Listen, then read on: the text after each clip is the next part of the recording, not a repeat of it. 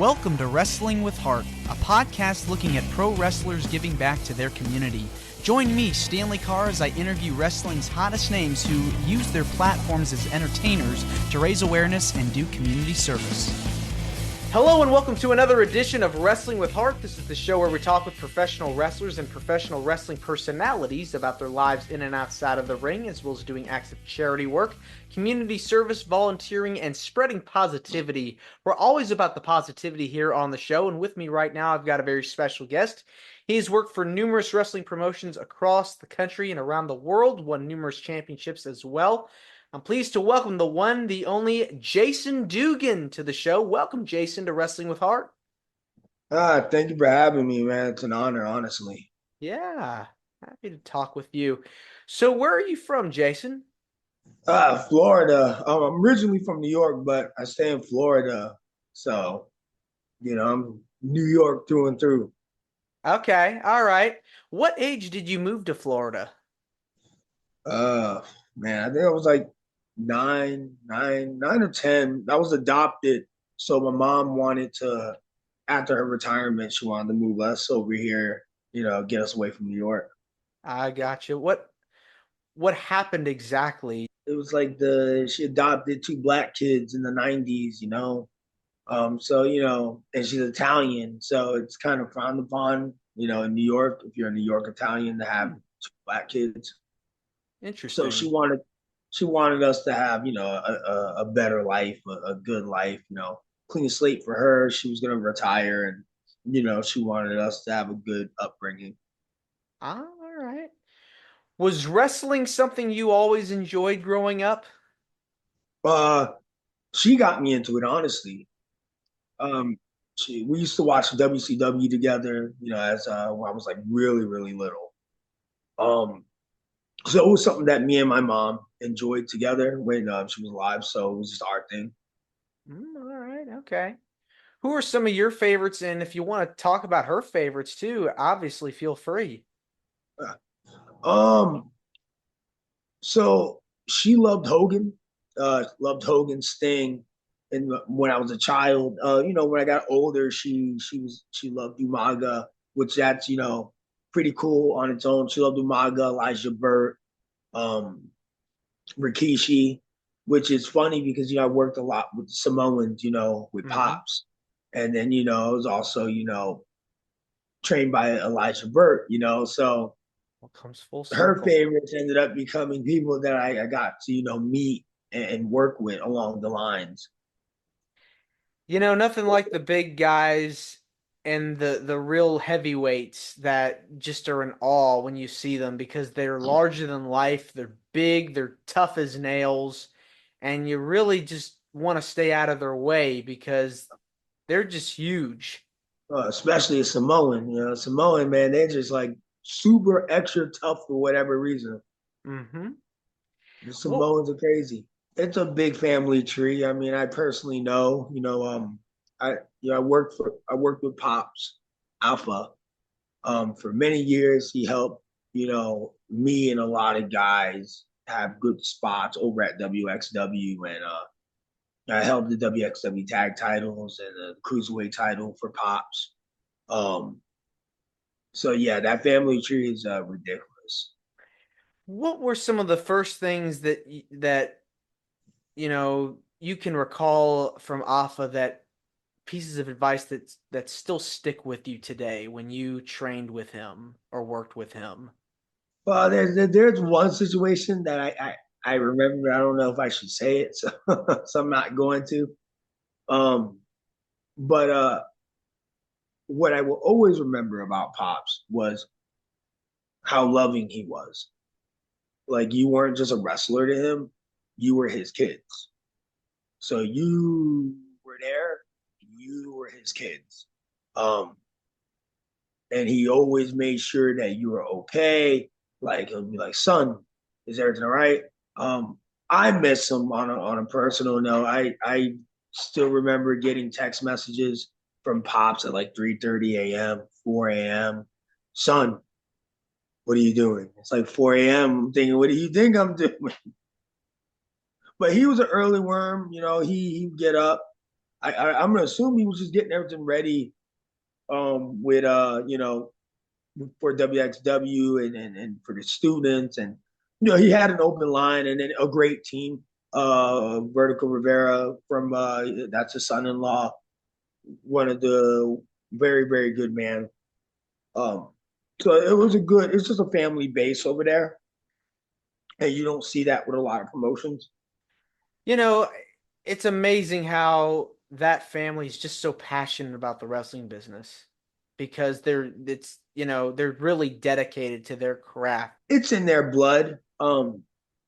If you man, anybody that met Pops and had the honor to talk to Pops and just to listen to that story and their upbringing and what made them fall in love with wrestling and then their family fall in love with wrestling and then you'd be very wowed by it. I know I was. I remember just thinking like, damn, this is all they got.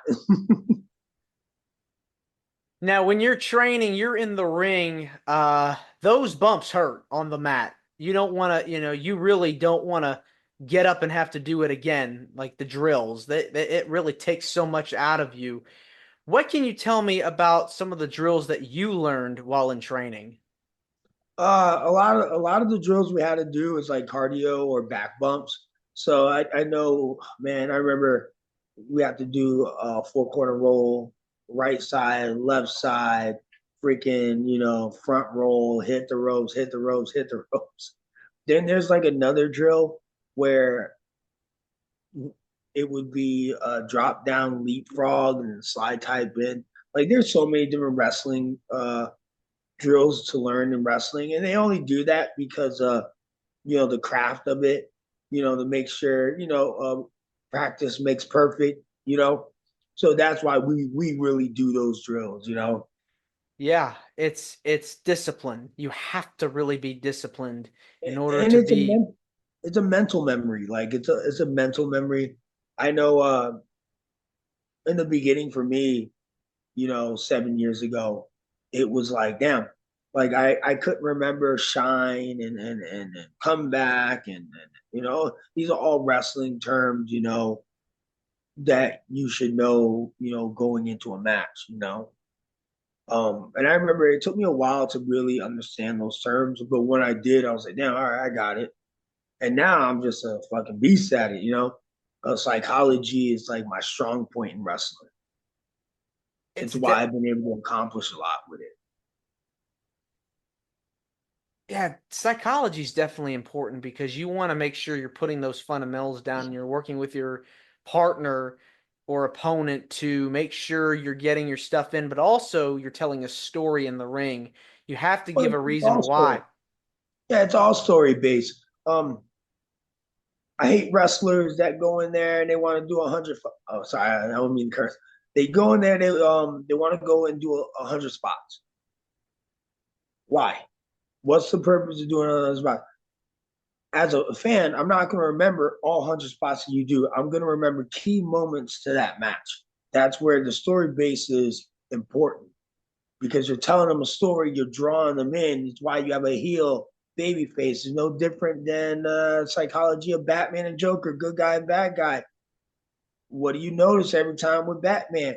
Batman will go for the criminal, he gets hurt or beat up or something when he's the ultimate criminal, but he always has a comeback.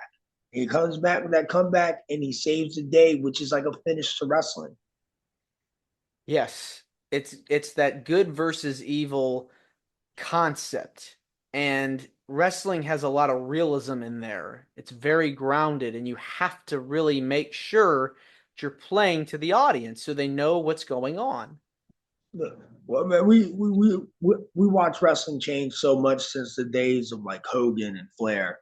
Um, you go in there and you watch a Hogan match, go in there and watch a Flair match, and you're gonna always remember Flair with the woos and the face bumps that he made or getting caught off the top rope. He didn't do anything in the ring besides style and profile and bump.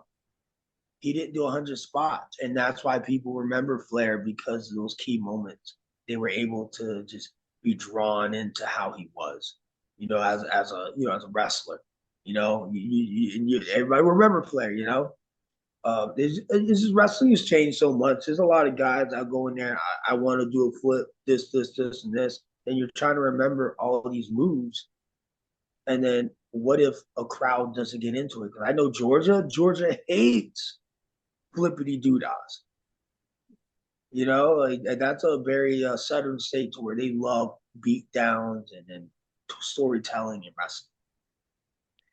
Yeah, like different crowds are gonna appeal to different styles because Exactly. they grew up on like tradition almost. Because when you watch like old WCW or NWA from the South, I mean, you see like bloodbaths occur.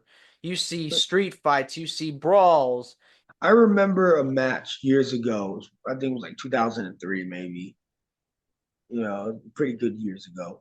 It was Luger and Jarrett versus Sting and AJ Styles, old TNA Asylum match that I watched like when I was really little. And I remember AJ being the super flippity doo-dah guy. I remember AJ Styles was one of those guys that really, in my opinion, kind of crafted that whole do a bunch of flips, do a bunch of spots.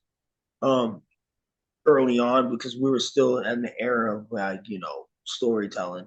I mean, wrestling's still storytelling based. It's just there's a lot more where you question it. Like, really, bro? He getting up from a Canadian destroyer, but you beat him with a small package. And I remember AJ's doing all these flips, all these other matches with Jerry Lynn and all the other, and then he does his match with Luger and Jarrett, and you could tell that he didn't put in all his moves like he normally does because he was in there with these super veterans, that are going to tell a story, and the match was still good. And Luger didn't really do anything, this is what Luger's pastime. Luger was barely moving. He looked amazing, in great shape, but outside of looking amazing, you could tell, he shouldn't have been in the ring.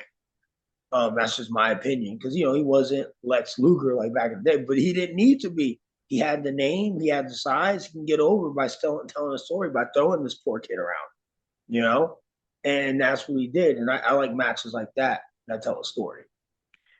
Think back to like your WCW cruiserweight division or your WWE uh cruiserweight division or even some of the mid card stuff. Like I think back to like Eddie Guerrero and Rey Mysterio, Chavo Guerrero, Benoit, Jericho, Angle. Those guys really were able to not only tell stories but also do moves, and the promos that they cut really made you believe in their characters. They really Yeah, made you but believe in their work. yeah, a lot of those guys had it. I mean, Kurt had it. Kurt had it. Um, he knew. That's why I'm very excited to pick his brain in February. I'm actually I'm running a show. I'm also a promoter as well. Oh, nice. Um, I'm also a promoter, so I have him come through my show in February for my anniversary. Happy. Yeah, it's great. So I'm gonna look. I love to pick his brain. Just how the way he thinks for wrestling, and how he figured it out. It's amazing to see the progression of his career because it took him maybe 1 or 2 years to actually get it from being an Olympic wrestler. And the fact that he was able to have such a phenomenal rookie year, it set the tone for his entire run in WWE and later with TNA as well. Yeah, Kurt got it, man. But you gotta remember, Kurt is a collegiate athlete, so he was going to get the wrestling down pat, on the entertainment basis. He knew how to do it. That's why do you think he won the WWE title? What, 6 months being on the main roster? I think it might have been a year actually, or nearly a year, close to a Was it year. a year? I knew it wasn't that long. He won the title. I know he had the Intercontinental and the European before that, and then he ended up beating Rock for the belt or whatever. But yeah, I just remember he figured it out, you know. At what point did you decide that I want to do this? I want to get into wrestling. So truth be told, I mean, my story is probably going to be different than a lot of wrestlers. Um, just because of where I was at in my life. So truth be told, I decided that I wanted to pursue this when I was in prison. I decided, it's something I want to try. When you're in prison, you have a different perspective of a lot of things. Life is a lot different in those walls, and I wanted to come out and do some good, and I felt like I could do good, being a wrestler and give back to my community, you know. So I made a goal for myself to do that, and it's funny. Sometimes I talk to guys that I was in prison with, and they talk about like, man, I remember you walking on the yard with your wrestling magazine, talking about this we can do. So a lot of guys will come out of prison, they'll look me up, um, and they'll be like, dang man, the Dugan really did that. So I decided to be a wrestler in prison. Decided to wrestle in. I mean, prison is just so hard. It's such a tough life. I mean, you don't you're in there and you're surrounded by all these people, and it's not the best environment. It's not, but people that don't know prison don't really know it like I do. I did 5 years, um, and some of the best guys I met were in prison, and that's just an honest opinion. Yeah, there are a lot more scumbags in there that should never come out. Honestly, should probably stay in there forever. But then I met guys that had the opportunity to change, and they did. They wanted better for their lives. You never really know a person and what they're going through, and there's guys that commit crimes just because they're scumbags and they don't care, you know. Um, or you have guys that do things for survival, and that still doesn't make it right to hurt another person while doing it or stealing from somebody. It doesn't make it right. But you can make a mistake and you can learn from it, you Yeah. know. Yeah, I spent. I'll be honest with you. I spent most of my life locked up. 13 to 15, I was in a juvie program. I was in and out detention centers from like 16 to 18, then 18 to 19. I did another year in the juvie program, and then I was out for a whole year, and then I did 5 years in prison. Um, that right there made me want to change my life around because I was a kid that was going through a lot of stuff, and I didn't know how to express myself, so I was just dealing with a lot of personal things, and I I I don't really tell this to a lot of people. I'm very religious, I'm open minded, but I'm religious. When surrendered my life to God, you know, and I changed my life around, that's when the ball started rolling for me. So it was all about me working on myself and me forgiving others to forgive myself. And it hasn't been easy, but I'm so much in peace now in my life, and I'm so much happier. Where I wouldn't take away all the crap I had to go through to get here. So I really do appreciate that I did go to prison, and it made me a man.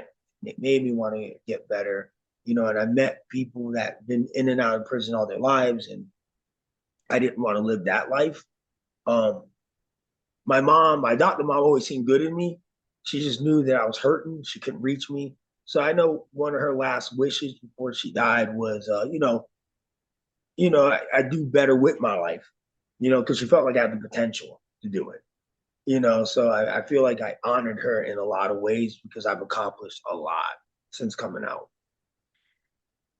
I like how you touched on the fact that people can come back from being in prison. People can change their life and turn their life around. Prison doesn't necessarily have to be a horrible place. It can be a place of change. It can be a place to rectify bad behaviors, learning good behaviors, reinforcing, you know, positive uh change. And that's Uh, something I feel like we should talk more about because you don't really hear much about it at all. well, people kind of look at prisoners like, oh, they're locked up. That's it, and that's what's wrong with the system. You lock somebody up, how are they going to get help? You just all you're doing is waiting for them to come right back out to be on the same bull crap. So try to get that person help. You don't really know what their upbringings were, you know, and what led up to the very bad decision they made. You don't know, what happened in their life.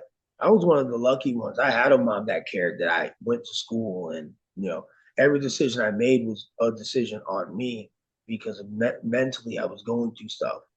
But I met kids that parents didn't even care that they went to school. Mm. You know, I knew kids that would be on the streets 24/7. So there's people like that for real out there Yeah. that don't have a chance. No, dude, I can tell you right now, like, and it sucks for when you get out of prison because you have so many disadvantages, and that's why a lot of guys reoffend. There's too many disadvantages where a person can be, set back. Um, I was super institutionalized when I got out. Not as bad as others because I remember telling myself when I was in there I didn't want to lose the person that I was because you can lose who you are in there. I didn't, thank God. Um, it just made me more self-aware when I was in there. You had to be self-aware being in there. Hmm. Um, so it was such a big transition for me from wrestling to from prison to wrestling, and it was such a big transition, man. I remember I had guys would try to bait me into getting in trouble, or there was a few times where the prison side of me would come out and I would tell you to run it, and they wouldn't know what to do.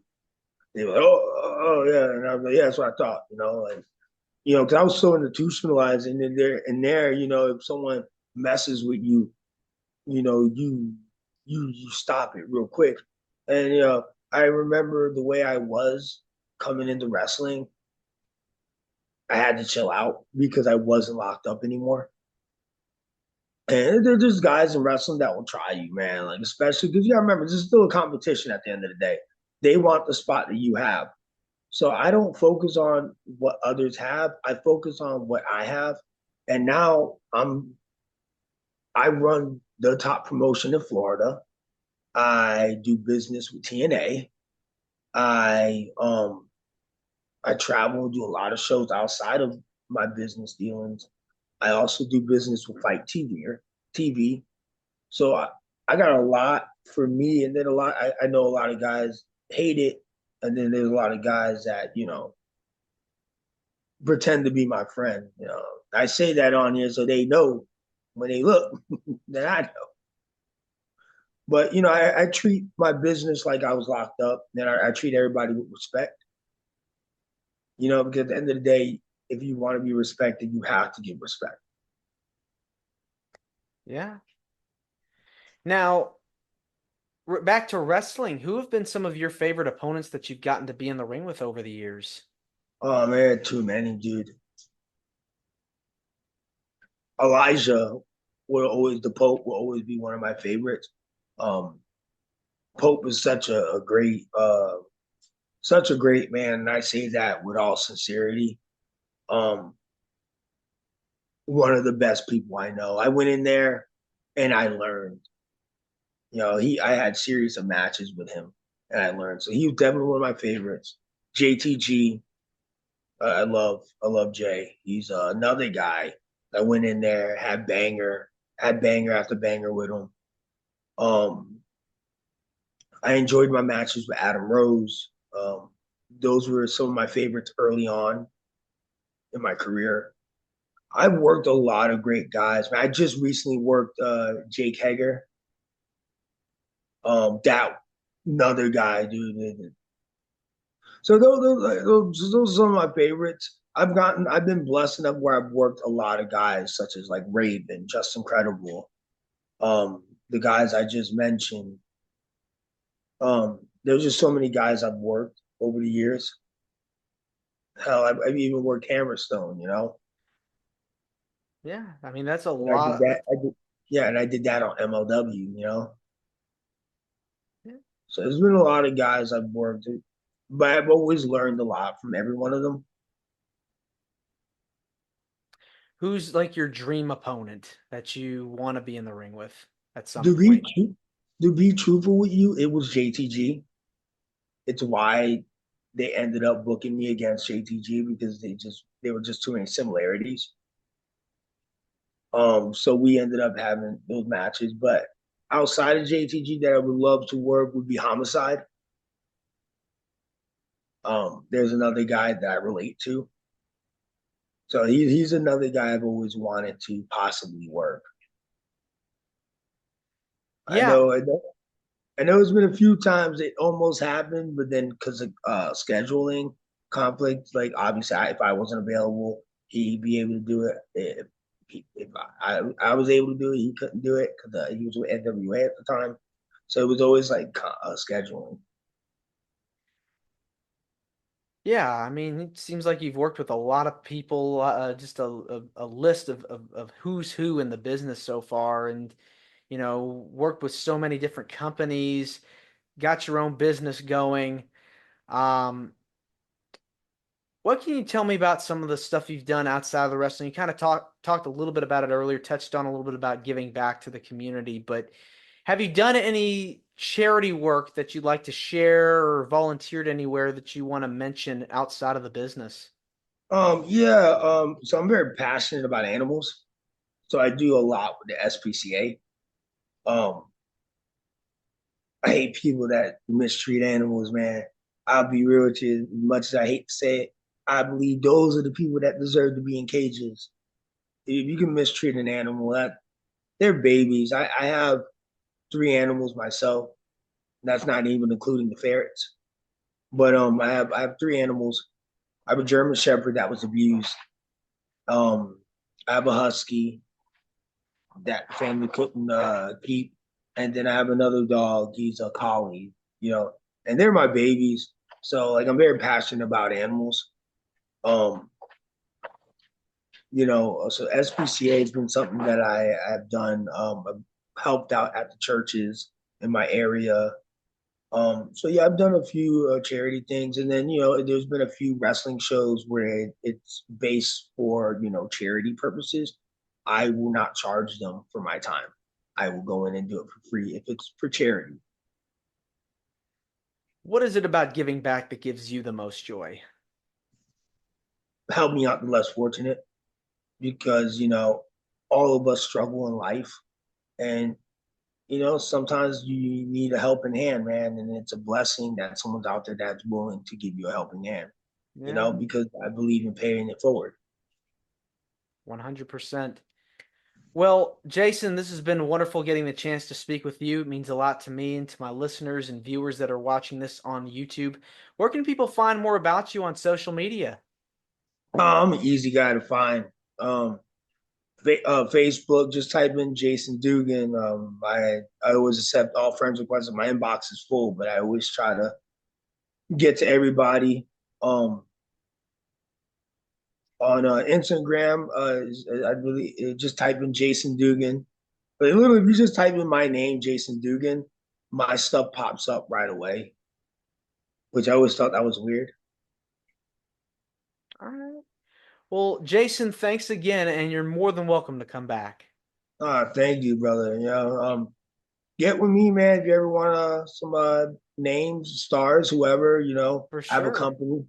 I have a lot of resources. You got a great podcast, so your listeners are very lucky that someone actually cares, to give them the scoop, you know, about a lot of different wrestlers. So yeah, you let me know, and I'll I'll send a lot of guys over your way to help you Yeah, out. I appreciate it. Thank you so much. You're welcome, brother. All right, take care. This is Wrestling with Heart. I hope you found this podcast to be informative and entertaining. If you did, please hit the subscribe button and look out for the next edition.